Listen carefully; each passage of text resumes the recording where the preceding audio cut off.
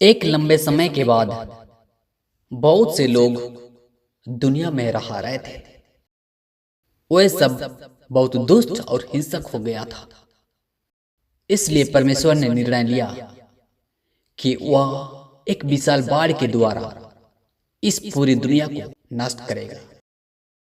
परंतु परमेश्वर के अनुग्रह की दृष्टि नूह पर बनी रही, क्योंकि नूह धर्मी पुरुषों और अपने समय के लोगों में खरा था।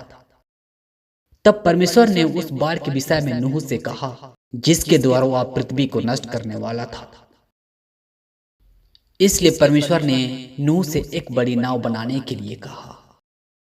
परमेश्वर ने नूह से कहा, तू इस ढंग से नाव बनाना, 140 मीटर लंबी, 23 मीटर चौड़ी और 13.5 मीटर ऊंची बनाना। फिर परमेश्वर ने नूह से कहा, इस नाव को लकड़ी से बनाना और जहाज में एक खिड़की बनाना और उसके एक हाथ ऊपर से इसकी छत बनाना और जहाज की एक ओर एक द्वार रखना और जहाज में पहला, दूसरा और तीसरा खंड बनाना। फिर परमेश्वर ने नूह से कहा, तू अपने परिवार समेत नाव में प्रवेश करना और सब जीवित प्राणियों में से तू एक एक जाति के पशु, पक्षियों और रेंगने वाले को अपने साथ जहाज में ले जाकर अपने साथ जीवित रखना। नूह और उसके बेटों ने नाव की रचना वैसे ही की जैसे परमेश्वर ने उनसे कहा था। उस नाव को बनाने के लिए कई वर्ष लग गए, क्योंकि वह नाव बहुत बड़ी थी।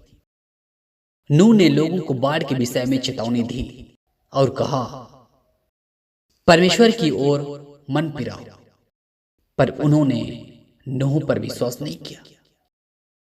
नूह और उसके परिवार ने जानवरों के लिए पर्याप्त भोजन इकट्ठा करा। जब सब कुछ तैयार था, तब परमेश्वर ने नूह से कहा, अब समय आ गया है। वह अपनी पत्नी, 3 पुत्रों और बहुओं समेत नाव में जाए। परमेश्वर ने भूमि पर रेंगने वाले पशुओं और पक्षियों के सभी नर और मादा को नूह के जहाज के पास भेजा, जिससे कि वह बाढ़ के दौरान सुरक्षित रह सके। परमेश्वर ने सभी तरह के पशुओं के 7 नर और 7 मादा को नूह के जहाज के पास भेजा, जिनका प्रयोग बलिदान के लिए किया जा सके। जब वे सब जहाज पर चढ़ गए, तब परमेश्वर ने जहाज का द्वार बंद कर दिया और फिर जल प्रलय का आरंभ हुआ। जल प्रलय पृथ्वी पर बिना रुके 40 दिन और 40 रात तक होता रहा और पानी बहुत बढ़ता ही गया। जल पृथ्वी पर अत्यंत बढ़ गया और यहां तक कि सारी धरती पर जितने बड़े बड़े पहाड़ थे, सब डूब गए। उसमें से क्या पक्षी और क्या घरेलू पशु और पृथ्वी पर सब चलने वाले प्राणी और जितने जंतु पृथ्वी पर बहुतायत से बढ़ गए थे, वे सब और सब मनुष्य मर गए। जो जहाज में थे, केवल वही जीवित थे। जहाज पानी पर चलने लगा और वह सब जो जहाज में था, वह डूबने से सुरक्षित रहा। वर्षा थमने के बाद जहाज पानी पर 5 महीने तक तैरता रहा। एक दिन जहाज पहाड़ पर टिक गया, लेकिन तब भी संसार जल से पर्याप्त था। 3 महीने के बाद पहाड़ों की चोटियां दिखाई दी। 40 दिन के पश्चात नूह ने अपने बनाए हुए जहाज की खिड़की को खोलकर एक कौवा पक्षी को उड़ाया, यह देखने के लिए कि कई पृथ्वी पर जल सूख गया या नहीं।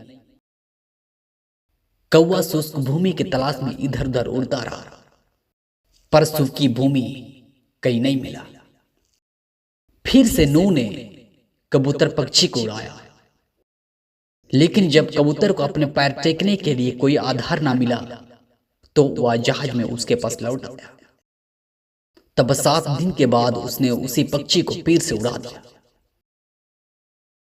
और जब कबूतर सांझ के समय उसके पास आ गई तो क्या देखा कि उसकी चोंच में जैतून का एक नया पत्ता है। इससे नूह जान लिया कि जल पृथ्वी पर घटा है।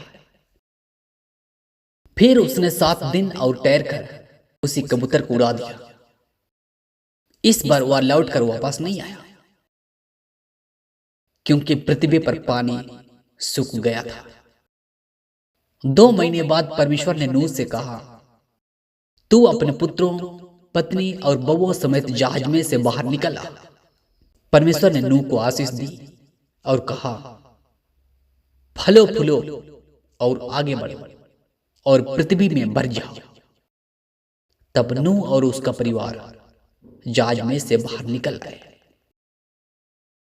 उसने एक वेदी बनाई जिसे बलिदान के लिए इस्तेमाल किया जा सके और सभी तरह के जंतुओं को बलिदान दिया।